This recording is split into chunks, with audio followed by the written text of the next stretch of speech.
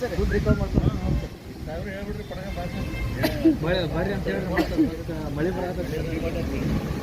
ಇದ್ದ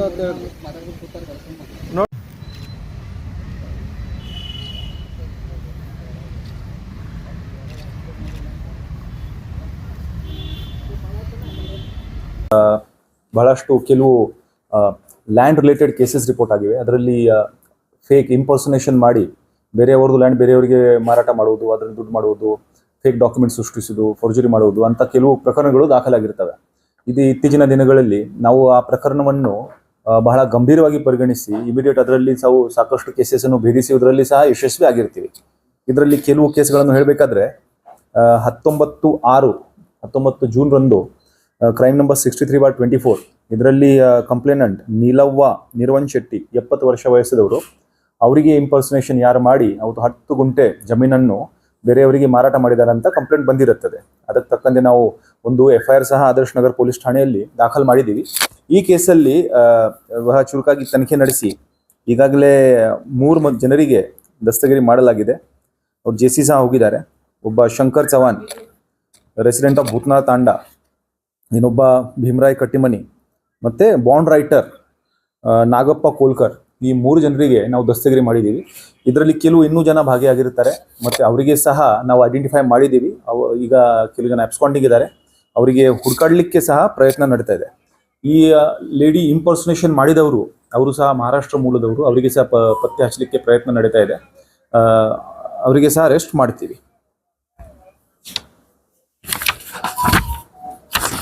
ಮತ್ತೆ ಇನ್ನೊಂದು ಕೇಸ್ ಆಗಿತ್ತು ಇತ್ತೀಚಿನ 24 ಜೂನ್ ಆ ದಿವಸ 2 ಕೇಸ್ ಆದರ್ಶ್ ನಗರಲ್ಲಿ ರಿಪೋರ್ಟ್ ಆಗಿರುತ್ತದೆ. ಇದರಲ್ಲಿ ಬ್ಯಾಂಕಿಂದ ಸಾಲ ನಾವು ತೀರಿಸಿದೀವಿ ಅಂತ ಹೇಳಿಬಿಟ್ಟು ಒಂದು NOC ತಗೊಂಡು ಬರ್ತಾರೆ. ನಮ್ಮ ಲ್ಯಾಂಡ್ ಖರೀದಿ ಲ್ಯಾಂಡ್ ಮೇಲೆ ಇವರು ಸಾಲ ತಗೊಂಡಿದ್ದಾರೆ. ಲ್ಯಾಂಡ್ ಬೋಜಾ ಏನು ಹೇಳ್ತೀವಿ ನಾವು ಅದನ್ನು ಕಡಿಮೆ ಮಾಡೋಕ್ಕೆ ರಿಜಿಸ್ಟರ್ ಆಫೀಸಲ್ಲಿ ಹೋಗ್ತಾರೆ, ಫೇಕ್ ಬ್ಯಾಂಕ್ ಸರ್ಟಿಫಿಕೇಟ್ NOC ತಗೊಂಡು ಹೋಗ್ತಾರೆ. ಅದಕ್ಕೆ 2 ಕೇಸ್ ಮಾಡಿದ್ದೀವಿ, 66/24 ಆ್ಯಂಡ್ 67/24. ಇದರಲ್ಲಿ ಸಹ ಒಟ್ಟು 6 ಜನರಿಗೆ ದಸ್ತಗಿರಿ ಮಾಡಲಾಗಿದೆ. ಆರೋಪಿಗಳು ಜಿನಪ್ಪ ಮಂಜರಗಿ, ಮಹಾವೀರ್ ಮಂಜರಗಿ, ಯಾರೊಬ್ಬ ಮಧ್ಯವರ್ತಿ ಇದ್ದಾನೆ ಸಂತೋಷ್ ನಾವಿ, ಶ್ರೀಧರ್ ಅಮೀನ್ಗಢ್ ಇವನು ಫೇಕ್ ಆಧಾರ್ ಮಾಡಿರ್ತಾನೆ, ಮತ್ತು ತುಕಾರಾಮ್ ಸಾಳುಂಕೆ ಇವನು ಮಿಡಲ್ ಮ್ಯಾನ್. ಇನ್ನೊಂದು ಕೇಸಲ್ಲಿ ಆರೋಪಿ ಶಿವಪ್ಪ ನಿಜನ್ನವರ್. ಇಷ್ಟು 6 ಜನರಿಗೆ ನಾವು ಈಗಾಗಲೇ ದಸ್ತಗಿರಿ ಮಾಡಿದ್ದೀವಿ. ಇವರಿಗೆ JC ಕಳಿಸಲಾಗಿದೆ. ಇನ್ನೊಂದು ಕೇಸ್ 6 ಮಾರ್ಚ್ 2024ರಲ್ಲಿ ಕಂಪ್ಲೇನೆಂಟ್ ಅರುಣ್ ಮಾಚಪ್ಪನವರ್ ಇವರು ಕೊಟ್ಟ ಕಂಪ್ಲೇಂಟ್ ಪ್ರಕಾರ crime number 19/24 Adarsh Nagar police ಠಾಣೆ ವ್ಯಾಪ್ತಿಯಲ್ಲಿ ಆಗಿರುತ್ತದೆ. ಇದರಲ್ಲಿ ಸಹ ಅಕ್ಯೂಸ್ಡ್ 6 ಜನರ ಮೇಲೆ ದಸ್ತಗಿರಿ ಕ್ರಮ ಜರುಗಿಸಲಾಗಿದೆ. ಇದರಲ್ಲಿ ಒಟ್ಟು 7 ಎಕರೆ ಆಸ್ಪಾಸು ಇರುವಂಥ ಲ್ಯಾಂಡನ್ನು ಬೇರೆಯವರಿಗೆ ಇಂಪರ್ಸನೇಷನ್ ನಿಂತು ಅದು ಮಾರಾಟ ಆಗಿರುತ್ತದೆ. ವಿಕ್ಟಿಮ್ ಅದಕ್ಕೆ ಸಹ ಸುಮಾರು 88 ಲಕ್ಷ ಅಷ್ಟು ಹಣವನ್ನು ಪೇಮೆಂಟ್ ಮಾಡಿರ್ತಾರೆ. ಸೊ ಇದರಲ್ಲಿ ಯಾರು ಇಂಪರ್ಸನೇಷನ್ ಮಾಡಿದ್ದಾನೆ ಅವನು ಮೋಹನ್ ಹೆಗಡೆ, ಇವನಿಗೆ ಗದಗಿಂದ ನಾವು ಅರೆಸ್ಟ್ ಮಾಡಿದ್ದೀವಿ. ಅದರ ಜೊತೆಗೆ ಅಕ್ಬರ್ ಜುಮ್ನಾಳ್ ಇವನು ವಿಜಾಪುರದವನು, ಇವನು ಫೇಕ್ ಆಧಾರ್ ಕಾರ್ಡ್ ಮತ್ತು ಫೇಕ್ ವೋಟರ್ ಐಡಿ ಎಲ್ಲ ಮಾಡಿರ್ತಾನೆ. ಜಿತೇಂದ್ರ ಚವಾನ್, ಅಶೋಕ್ ರಾಠೋಡ್, ಪ್ರಕಾಶ್ ಚವಾನ್ 3 ಜನ ಭೂತ್ನಾಳ್ ತಾಂಡದವರು, ಮತ್ತು ರಫೀಕ್ ತುರ್ಕಿ ಇವನು ವಿಜಾಪುರದವರು. ಇವನು 6 ಜನ ಈಗಾಗಲೇ ದಸ್ತಗಿರಿ ಆಗಿದೆ. ಇದರಲ್ಲಿ ಇನ್ನೂ 3 ಜನ ಇನ್ನು ಕೆಲವು ಅಕ್ಯೂಸ್ಡ್ ಇದ್ದಾರೆ, ಅವರಿಗೆ ಸಹ ನಾವು ಐಡೆಂಟಿಫೈ ಮಾಡಿದ್ದೀವಿ. ಈಗ ಅಬ್ಸ್ಕಾಂಡಿಂಗ್ ಇದ್ದಾರೆ, ಅವರಿಗೆ ಸಹ ಅರೆಸ್ಟ್ ಮಾಡಲಾಗುವುದು. ಇನ್ನೊಂದು ಕೇಸ್, ಈಗ ನಾವು ಇತ್ತೀಚಿನ ದಿನಗಳಲ್ಲಿ ಏನು ಡ್ರೈವ್ ಮಾಡ್ತಾ ಇದ್ದೀವಿ ಇದು ಲ್ಯಾಂಡ್ ರಿಲೇಟೆಡ್ ಇಶ್ಯೂಸ್ ಬಗ್ಗೆ, ಕ್ರೈಮ್ಸ್ ಬಗ್ಗೆ, ಅದನ್ನು ನೋಡಿ ಒಬ್ಬರು ಮುಂದೆ ಬಂದಿರ್ತಾರೆ. ಒಬ್ಬ ರಿಟೈರ್ಡ್ ಬ್ಯಾಂಕ್ ಮ್ಯಾನೇಜರ್ ನಾರಾಯಣ್ಕರ್ ಅಂತ ಹೇಳ್ಬಿಟ್ಟು ಅದು 25 ಲಕ್ಷ ಕಳ್ಕೊಂಡಿರ್ತಾರೆ. 2 ವರ್ಷ ಹಿಂದೆ ಆದ ಘಟನೆ. ಸೊ ಇದರಲ್ಲಿ ಇವರಿಗೆ ಯಾವುದೋ ಒಂದು ಲ್ಯಾಂಡ್ ಸೇಲ್ ಮಾಡಿ, ಬೇರೆಯವನ ಹೆಸರಲ್ಲಿ ಇರುವಂಥ ಲ್ಯಾಂಡ್ ಇಂಪರ್ಸನೇಷನ್ ಮಾಡಿ ಇವರಿಗೆ ಸೇಲ್ ಆಗಿರುತ್ತದೆ. ಇವರು 25 ಲಕ್ಷ ಕೊಟ್ಟಿರ್ತಾರೆ. ಆಮೇಲೆ ಗೊತ್ತಾಗುತ್ತೆ ನನಗೆ ಫ್ರಾಡ್ ಆಗಿದೆ. 2 ವರ್ಷ ಹಿಂದಿನ ಘಟನೆ. ಈಗ ಬಂದು ಕಂಪ್ಲೇಂಟ್ ಕೊಡ್ತಾರೆ, FIR ರಿಜಿಸ್ಟರ್ ಆಗುತ್ತೆ. ನಾವು ಆದರ್ಶ್ ನಗರ್ ಪೊಲೀಸ್ ಠಾಣೆಯಲ್ಲಿ ಮಾಡಿ ಆಮೇಲೆ ಸೇನ್ ಪೊಲೀಸ್ ಸ್ಟೇಷನ್ಗೆ ಇದನ್ನು ವರ್ಗಾವಣೆ ಮಾಡಿರ್ತೀವಿ. ಈ ಕೇಸಲ್ಲಿ ಸಹ ನಾವು ಆರೋಪಿಗಳನ್ನು ದಸ್ತಗಿರಿ ಮಾಡಿದ್ದೀವಿ. ಅದರಲ್ಲಿ ಆರೋಪಿ ನಂಬರ್ 1 ಚಾಂದ್ ಪೀರ್ ಇನಾಮ್ದಾರ್ ಅಲಿಯಾಸ್ ರಮ್ಲಿ ಚಾಂದ್, ಇವನು ರೌಡಿ ಶೀಟರ್ ಇದ್ದಾನೆ, ಇವನಿಗೆ ದಸ್ತಗಿರಿ ಮಾಡಲಾಗಿದೆ, JC ಕಳಿಸಲಾಗಿದೆ. ಮತ್ತು ಮೆಹಬೂಬ್ ಡಾಂಗೆ, ಮೆಹಬೂಬ್ ಹಡಗಲಿ, ಸಿಕಂದರ್ ಗಂಗನಹಳ್ಳಿ, ದತ್ತು ತಿಕ್ಕುಂದಿ, ಮತ್ತೆ ವಾಗೇಶ್ ಶಂಕರ್ ಪೋಳ್ ಇವರಿಗೆ ಅರೆಸ್ಟ್ ಮಾಡಲಾಗಿದೆ. ಇದರಲ್ಲಿ ವಾಗೇಶ್ ಪೋಳ್ ಇವನು ರಿಲೇಷನ್ ಆಗಬೇಕು ವಿಕ್ಟಿಮ್ಗೆ, ಇವನು ಸಹ ಮಧ್ಯವರ್ತಿ ಆಗಿರ್ತಾನೆ. ಇನ್ನು ಕೆಲವು ಜನ ಇದರಲ್ಲಿ ಇದ್ದಾರೆ ಇನ್ವಾಲ್ವ್ ಆಗುವವರು, ಅವರಿಗೆ ಸಹ ನಾವು ಐಡೆಂಟಿಫೈ ಮಾಡಿದ್ದೀವಿ, ಅವರಿಗೆ ಸಹ ದಸ್ತಗಿರಿ ಮಾಡಲಾಗುವುದು.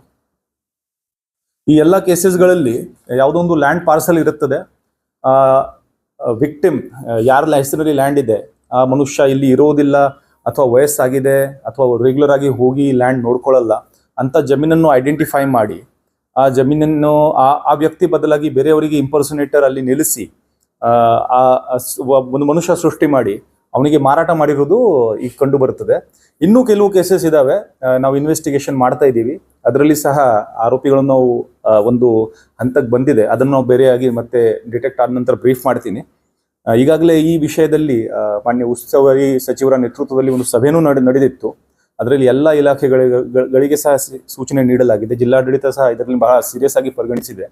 ನಾವು ಸಹ ಅದನ್ನು ಪೊಲೀಸ್ ಇಲಾಖೆಯಿಂದ ನಾವು ಸಹ ಆದಷ್ಟು ಕೇಸಸ್ ರಿಜಿಸ್ಟರ್ ಮಾಡಿ, ಇನ್ನು ಉದಾಹರಣೆಗೆ ನಾರಾಯಣ್ಕರ್ ಅವರು 2 ವರ್ಷ ಬಿಟ್ಟು ಬಂದಿದ್ದಾರೆ, FIR 2 ವರ್ಷ ಬಿಟ್ಟು ರಿಜಿಸ್ಟರ್ ಆಗಿದೆ. ಈ ರೀತಿ ಇನ್ನೂ ಜನ ಇರಬಹುದು, ಅದು ಘಟನೆ ನಡೆದಿದೆ ಬಟ್ ಅವರು ಮುಂದೆ ಬಂದು FIR ರಿಜಿಸ್ಟರ್ ಮಾಡಿಲ್ಲ ಅಂತವರು ಮುಂದೆ ಬಂದಲ್ಲಿ ಅದನ್ನು ಸಹ ನಾವು FIR ರಿಜಿಸ್ಟರ್ ಮಾಡ್ತೀವಿ, ಮತ್ತೆ ಖಂಡಿತ ಅದನ್ನು ಸಹ ಡಿಟೆಕ್ಟ್ ಮಾಡ್ತೀವಿ. ಆರೋಪಿಗಳಿಗೆ ಸಹ ಜೈಲಿಗೆ ಕಳಿಸುವಂತ ಒಂದು ಕ್ರಮ ನಡೆಸಲಾಗುವುದು. ಪ್ರಶ್ನೆಪ್ಪ ಈಗ ರಿಜಿಸ್ಟರ್ ಆಗ್ತಾ ಬಂದಿದೆ, ಬಟ್ ಇಷ್ಟು ನಾವು ಫೋಕಸ್ ಆಗಿ ಫುಲ್ ಎಲ್ಲ ಎನರ್ಜಿ ಇಟ್ಟು ಡಿಟೆಕ್ಟ್ ಮಾಡೋದು, ಅರೆಸ್ಟ್ ಮಾಡೋದು, ಅದು ಕಂಟಿನ್ಯೂಸ್ ಎಫರ್ಟ್ ನಾವು ಈ ಸಲ ಮಾಡ್ತಾ ಇದ್ದೀವಿ. ಕಳೆದ 3-4 ತಿಂಗಳಿಂದ ಕಂಟಿನ್ಯೂಸ್ ಎಫರ್ಟ್ ನಡೀತಾ ಇದೆ.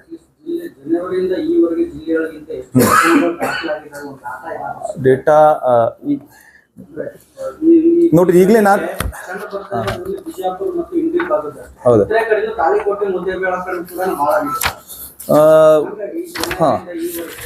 ನಾನು ಈಗ ನೋಡ್ರಿ, ಈಗಲೇ ನಾನು ಹೇಳಿದ ಹಾಗೆ 5 ಕೇಸಸ್ ಬಗ್ಗೆ ನಾನು ಬ್ರೀಫ್ ಮಾಡಿದ್ದೆ. ಈಗ ಇನ್ನು ಮೊನ್ನೆ ನಾವು ಇನ್ನೊಂದು ಕೇಸ್ ಬಗ್ಗೆ ನಾನು ಬ್ರೀಫ್ ಮಾಡಿದ್ದೆ. ಒಂದು ಕೇಸಲ್ಲಿ ಒಂದು ರುದ್ರಗೌಡ ಅಂತ ಹೇಳಿಬಿಟ್ಟು ಅವರಿಗೆ ಸಹ ಇದೇ ರೀತಿ ಫೇಕ್ ಲ್ಯಾಂಡ್ ಮಾರಾಟ ಮಾಡಿದ್ದಾರೆ. ಅದರಲ್ಲಿ ಸಹ ಆರೋಪಿಗಳನ್ನು ಹಿಡಿದಿದ್ದೀವಿ. ಅದರಲ್ಲಿ ಸಹ ಅವ್ರದ್ದು ಹಣನೂ ವಾಪಸ್ ಹೋಗಿದೆ. ದ್ಯಾಟ್ ಕೇಸಸ್ 6ನೇ ಕೇಸ್ ಆಯಿತು. ಸೊ ಐ ಥಿಂಕ್ 8-9 ಕೇಸ್ ಇರ್ಬೋದು. ಪ್ಲಸ್ ಹಳೆ ಕೇಸಸ್ 8 ಕೇಸಸ್ ಈಗಾಗಲೇ ತನಿಖೆಯಲ್ಲಿ ಇದ್ದಾವೆ. ಅದು 2021 ಆವಾಗನಿಂದ ಬಂದಂಥ ಕೇಸಸ್ ಮೊನ್ನೆ ಒಂದು ರಿವ್ಯೂ ಮಾಡಿ ಆ ಕೇಸಸ್ನು ನಾವು ಸಹ ಪುನರುಜ್ಜೀವಿಸ್ತಾ ಇದ್ದೀವಿ, ಮತ್ತೆ ಸ್ಟಾರ್ಟ್ ಮಾಡಿದ್ದೀವಿ. ಅದರಲ್ಲಿ ಸಹ ಕೆಲವು ಆರೋಪಿ ಅಬ್ಸ್ಕಾಂಡಿಂಗ್ ಇದ್ದಾರೆ, ಅವರಿಗೆ ಹಿಡ್ಕೊಂಡು ಬರ್ತೀವಿ. ಎಲ್ಲ ಕೇಸ್ಗಳು ನೋಡಿದ್ರೆ ಹಿಂದ್ಗಡೆ ಒಂದು ಇದ್ರದ್ದೇ ಒಂದು ಮಾಫಿಯಾ ಇದೆ, ಅಥವಾ ಒಂದು ಗ್ಯಾಂಗ್ ಇದೆ, ಅಥವಾ ಇವರೆಲ್ಲರೂ ಇದನ್ನೇ ಒಂದು ಬಿಸ್ನೆಸ್ ಮಾಡ್ಕೊಂಡಿರೋದು ಏನಾಗುತ್ತೆ ನೋಡ್ರಿ. ಈಗ ನಾನು ಈಗಾಗಲೇ ಹೇಳಿದ ಹಾಗೆ ಈ ಪ್ರತಿಯೊಂದು ಇದರಲ್ಲಿ ನೋಡಿ ಫೇಕ್ ಆಧಾರ ಮಾಡುವವರು ಈಗ ಯಾರ್ಯಾರು ಸಿಗ್ತಾರೆ ನಾವು, ಅಥವಾ ಸಬ್ ರಿಜಿಸ್ಟ್ರಾರ್ ಕಚೇರಿ ಕೆಲವು ಬಾಂಡರೇಟರ್ ಇದ್ದಾರೆ, ಬಾಂಡರೇಟರ್ಸ್ ಇನ್ವಾಲ್ವ್ ಆಗಿರೋದು ನಮ್ಮ ಗಮನಕ್ಕೆ ಬಂದಿದೆ. ಅಂತಾರೆ ಎಲ್ಲರಿಗೆ ನಾವು ಅರೆಸ್ಟ್ ಮಾಡಿ ಜೈಲಿಗೆ ಕಳಿಸುವಂತ ಒಂದು ಕ್ರಮ ಮಾಡ್ತೀವಿ. ಅಂಡ್ ನಾನು ಈಗಾಗಲೇ ಹೇಳಿದ ಹಾಗೆ ಒಂದು ನಾರಾಯಣ್ಕರ್ ಅವರ ಕೇಸಲ್ಲಿ ಒಂದು ರೌಡಿ ಶೀಟರ್ನು ಸಹ ನಾವು ಅರೆಸ್ಟ್ ಮಾಡಿದ್ದೀವಿ. ಸೊ ಯಾರೇ ಆಗಲಿ, ನೆಟ್ವರ್ಕ್ ಯಾವುದೇ ಆಗಲಿ, ಅದನ್ನು ಖಂಡಿತ ಇದನ್ನು ಭೇದಿಸ್ತೀವಿ. ನೆಟ್ವರ್ಕ್ ಅದು ರಿಪೀಟ್ ಆಫೆಂಡರ್ ಕಂಡು ಬಂದಲ್ಲಿ, ಈಗ ಈ 5-6 ಕೇಸಸ್ ಏನು ಹೇಳಿದ್ದೀವಿ, ಅದರಲ್ಲಿ ಬೇರೆ ಬೇರೆ ಜನ ಇನ್ವಾಲ್ವ್ ಆಗಿದ್ದಾರೆ. ಅಂದ್ರೆ ಒಂದೇ ಟೀಮ್ ಅದು ಕಂಟಿನ್ಯೂಸ್ ಮಾಡ್ತಾ ಇದೆ ಅಂತ ಇಲ್ಲ, ಬಟ್ ಇಂಥ ಟೀಮ್ ಬೇರೆ ಕೇಸಸ್ ಅಲ್ಲಿ ಇನ್ವಾಲ್ವ್ ಆಗಿದೆಯಾ ಅದರ ಬಗ್ಗೆ ಸಹ ತನಿಖೆ ನಾವು ನಡೆಸ್ತೀವಿ. ಮೇನ್ ಆಗಿ ಸರ್ಕಾರಿ ಅಧಿಕಾರಿಗಳು ಅಂದ್ರೆ ಸಬ್ ರಿಜಿಸ್ಟರ್ ಆಫೀಸರ್ ಅಧಿಕಾರಿಗಳು ಏನಾಗುತ್ತೆ ಮೇನ್ ನೋಡ್ರಿ, ಇಲ್ಲಿ ಇವರು ತನಿಖೆಯಲ್ಲಿ ಏನ್ ಕಂಡು ಬರ್ತದೆ ಆ ರೀತಿ ನಾವು ಮುಂದೆ ಹೋಗ್ತೀವಿ. ಸದ್ಯಕ್ಕೆ 1-2 ಕೇಸಲ್ಲಿ ನಾವು ಬಾಂಡ್ ರೈಟರ್ ಅನ್ನು ಅರೆಸ್ಟ್ ಮಾಡಿದ್ವಿ. ದೇಶದಲ್ಲಿ ಇದು ಕೊಪ್ಪಿ ದಾಖಲೆ ಅನ್ನೋದನ್ನ ಕಂಡುಹಿಡಿಯಕ್ಕೆ ಒಂದು ಇಲಾಖೆ, ಆ ಇಲಾಖೆಯವರು ಎಷ್ಟೋ ಪ್ರಕರಣಗಳು ರಾಜಿ ಸಂಧಾನದ ಮಧ್ಯದಲ್ಲಿ ಇತ್ಯರ್ಥ ಆಗ್ತದೆ. ನಿಮ್ ತಾನೇ ಬಂದ್ಮೇಲೆ ನೀವು ತನಿಖೆ ಚಾಲು ಮಾಡೋದು. ಕೆಲವು ಪ್ರಕರಣಗಳು ಏನಪ್ಪ ಕೋರ್ಟಿಗೆ ಹೋಗೋದು, ಪೊಲೀಸ್ ಸ್ಟೇಷನ್ಗೆ ಹೋಗೋದು, ನಾವೇ ಇಲ್ಲೇ ಒಂದಿಷ್ಟು ದುಡ್ಡು ಕೊಟ್ಟು ಬಗೆಹರಿಸೋಣ. ಅದೇ ನಾನು ಧೈರ್ಯ ತುಂಬ್ತಾ ಇದೀನಲ್ಲ, ನಾವು ಆಕ್ಷನ್ ಮಾಡ್ತಾ ಇದೀವಿ. ನೀವು ಮುಂದೆ ಬಂದ್ರೆ ಅಂತ ಆರೋಪಿಗಳನ್ನು ಸಿಗ್ತಾರೆ. ನೋಡಿ, ಒಂದು ಕೇಸ್ ಡಿಟೆಕ್ಟ್ ಆದ್ರೆ ಇವರು ಮತ್ತೊಂದು ಕೇಸ್ ಮಾಡಕ್ ಹೋಗಲ್ಲ. ನೀವು ಸೆಟಲ್ಮೆಂಟ್ ನಿಮ್ಮಷ್ಟಕ್ಕೆ ಮಾಡ್ಕೊಂಡ್ರೆ ಮತ್ತೆ ಗಮನಕ್ಕೆ ಬಂದಿಲ್ಲ ಅಂದ್ರೆ ಅವ್ರಿಗೆ ಇನ್ನೂ ಮಾಡೋಕೆ ಧೈರ್ಯ ಬರುತ್ತೆ. ಅವ್ರು 2ನೇ ಮಾಡ್ತಾರೆ, 3ನೇ ಮಾಡ್ತಾರೆ. ನಾವು ಫಸ್ಟ್ ಕೇಸಲ್ಲಿ ಕಂಡು ಹಿಡಿಯೋಣ, ಅಷ್ಟರಲ್ಲಿ ಆಕ್ಷನ್ ಆದ್ರೆ ಮತ್ತೆ ಯಾರು ಅದನ್ನು ಮಾಡೋದಿಲ್ಲ. ಮುಂಚೆ ಹಿಡಿದಿರೋ ಪ್ರಕರಣಗಳು ಬೇರೆ, ಎಷ್ಟೋ ಪ್ರಕರಣಗಳಲ್ಲಿ ರಿಜಿಸ್ಟ್ರೇಷನ್ ಆಗೋಗಿದೆ ಸರ್. ಅಲ್ಲಿ ಅಧಿಕಾರಿನೂ ಇನ್ವಾಲ್ವ್ ಮಾಡ್ಬೇಕು ಅವರನ್ನು, ಯಾಕಂದ್ರೆ ಅವ್ರು ನೋಡ್ರಿ, ಇದು ಎಲ್ಲ ತನಿಖೆ ಮೇಲೆ ಇರುತ್ತದೆ. ನಾವು ಯಾವ ರೀತಿ ವಿಚಾರಣೆ ಮಾಡ್ತೀವಿ, ಅವ್ರು ಏನ್ ಹೇಳ್ತಾರೆ, ಏನ್ ಎವಿಡೆನ್ಸ್ ಇದೆ, ಅದಕ್ಕೆ ತಕ್ಕಂತೆ ನಾವು ಹೋಗ್ಬೇಕಾಗತ್ತೆ. ನಾವು ಜನರಲ್ ಆಗಿ ಮಾತಾಡೋಕೆ ಆಗಲ್ಲ. ಸೊ ಏನ್ ಕಂಡು ಬಂದಲ್ಲಿ ಯಾರು ಇನ್ವಾಲ್ವ್ಮೆಂಟ್ ಇದೆ ಖಂಡಿತ ಅವರಿಗೆ ಸಹ ನಾವು ಕೇಸ್ ಮಾಡ್ತೀವಿ ಅವ್ರ ಮೇಲೆ.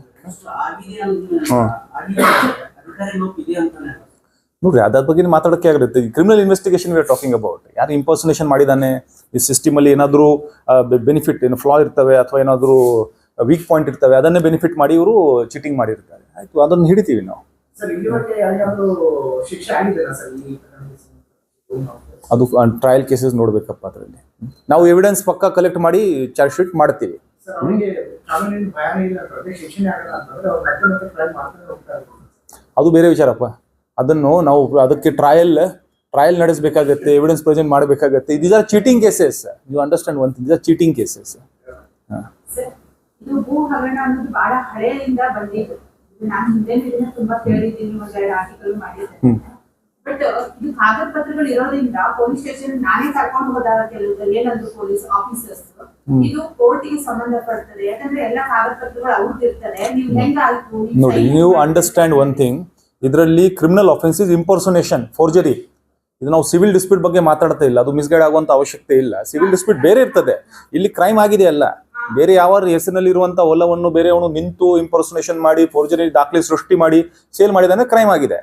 ನಾವು ನಮ್ಮ ರಿಜಿಸ್ಟರ್ ಮಾಡಿ ಇನ್ವೆಸ್ಟಿಗೇಟ್ ಮಾಡ್ತೀವಿ ಅದನ್ನು.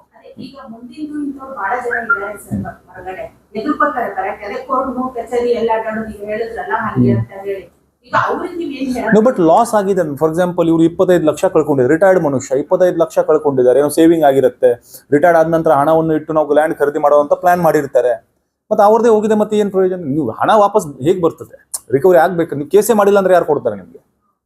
ಮತ್ತೆ ಯಾರು ಆರೋಪಿ ಇದ್ದಾರೆ ಅವರಿಗೆ ಸಹ ನೀವು ಅಕೌಂಟೇಬಲ್ ಮಾಡಬೇಕಲ್ಲ. ಕೇಸ್ ಆಗಲೇಬೇಕು. ಮುಂದೆ ಧೈರ್ಯದಿಂದ ಮುಂದೆ ಬರಬೇಕು. ಪೊಲೀಸರಿಗೆ ಮಾಹಿತಿ ಕೊಟ್ಟಿದ್ದಲ್ಲಿ ನಾವು ಖಂಡಿತ ಅದರ ಮೇಲೆ ಆಕ್ಷನ್ ಮಾಡ್ತೀವಿ. FIR ರಿಜಿಸ್ಟರ್ ಮಾಡಲಾಗುವುದು, ಇನ್ವೆಸ್ಟಿಗೇಟ್ ಮಾಡಲಾಗುವುದು. ಆಯ್ತು, ಥ್ಯಾಂಕ್ ಯು.